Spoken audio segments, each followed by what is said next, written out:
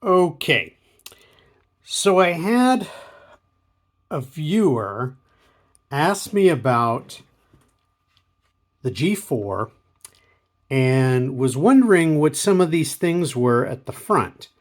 They were pretty sure that this was some sort of CMOS reset button, which it is, but they wondered what this thing was, this thing that looks like a little joystick. And I kind of knew already, but I looked it up, and the specs and the guides call this a hood sensor. And so that's what I told him. I said, it's a hood sensor. And I had some vague idea that maybe there was something that you do in the BIOS and to alert you if it's been opened. But I kind of left it there.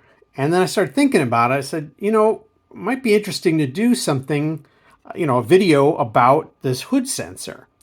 So I started looking into it. And as most things, you start going down this whole rabbit hole of different things to look at. And I wanted to check out the G1, G2, G3, and G4. So this is the G4, and it has the sensor on there. If I look at a G3, pretty much the same place. This sensor, you just take off this sort of, I don't know, rubber cap here, and it just pries right off. There. Hard to see.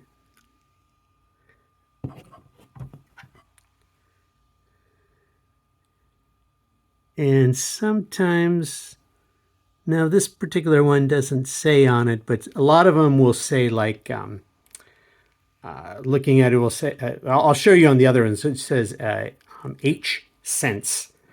So you know that that's where the sensor goes. So let's put this guy back in and put the little rubber cage back on.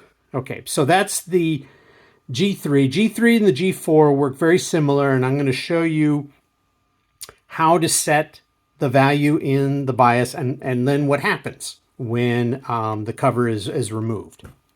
Now it gets kind of interesting. This is the G2, and if you look here, this looks almost like almost like a fan header, and it actually is the connector for the sensor. But you notice I don't have a sensor. It seems like it was some sort of add-on that they sold, or maybe it was just to say, hey, corporate America, we have a hood sensor. But what it would do is it would connect into here. Get that a little closer. Connect into here. It had a wire, and then what I believe it did is that it would rest inside of here. So the top of the sensor would come through here, and it would be held in this bracket.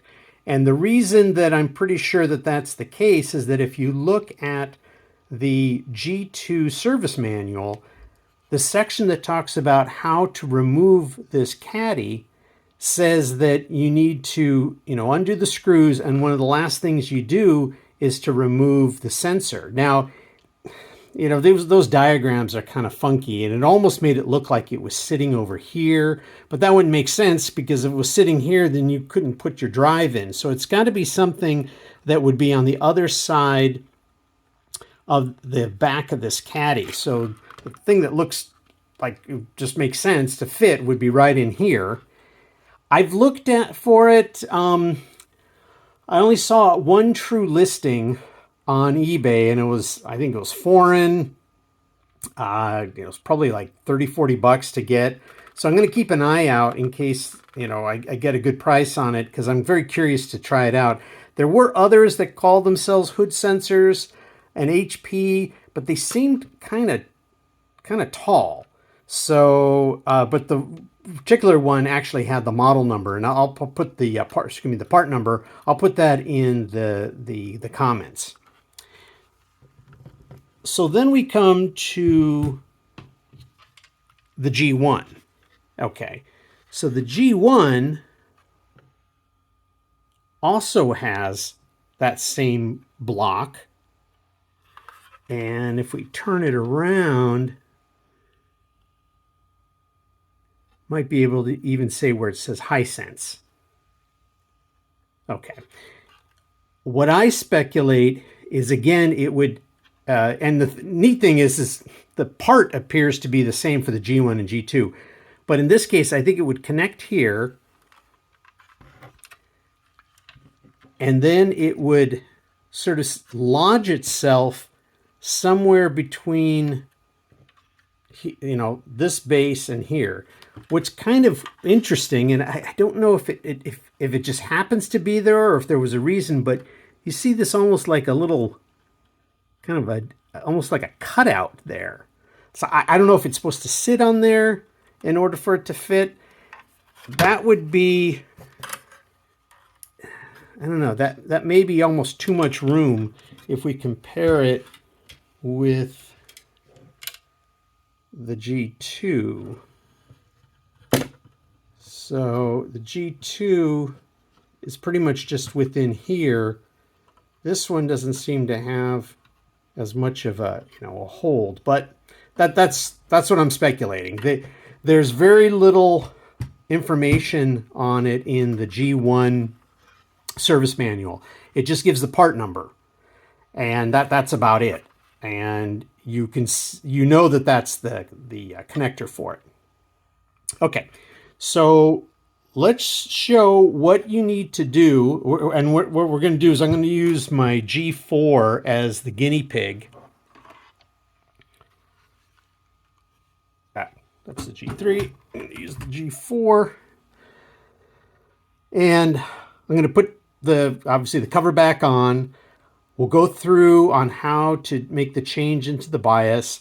And then we'll pretend that, oh, okay, I've secretly gone in and opened it up and, I don't know, took out something.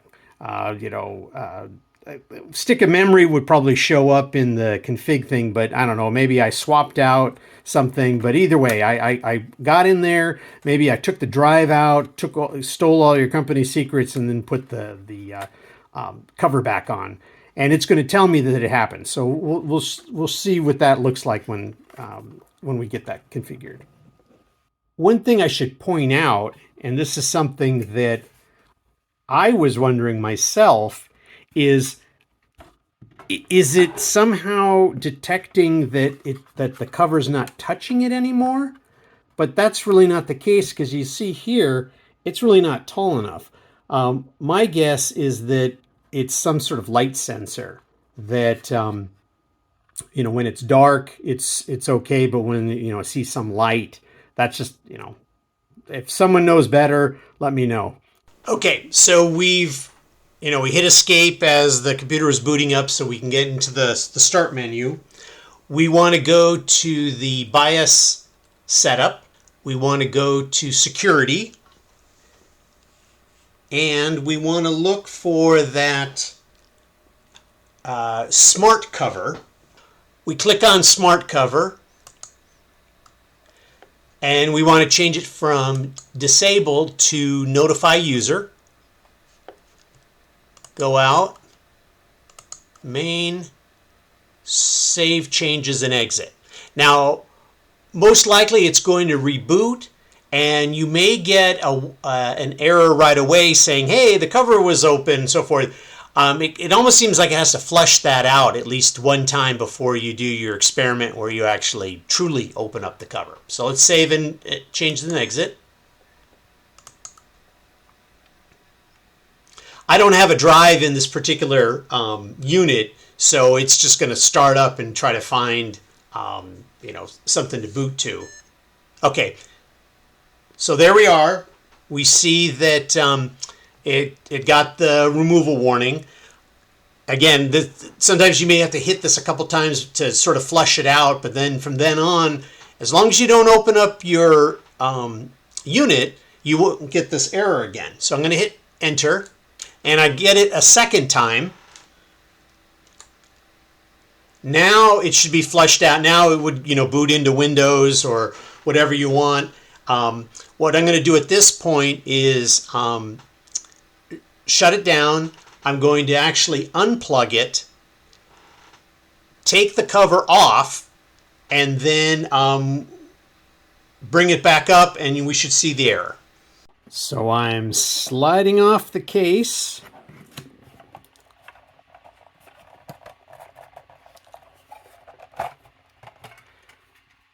Doing my nefarious work, taking out maybe the hard drive, copying it, and then sticking it back in. Oh gosh, no one's going to find out.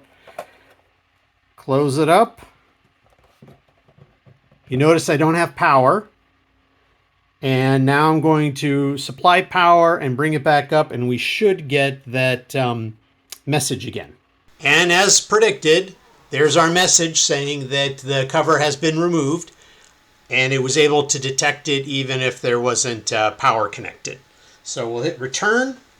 It's, I guess it's kind of cool. At least we now know what that hood sensor does. For hobbyists like ourselves that are always in there, messing with the machines, it would probably get to be kind of annoying. But it's just one of those little leftovers from the corporate world with these nice units.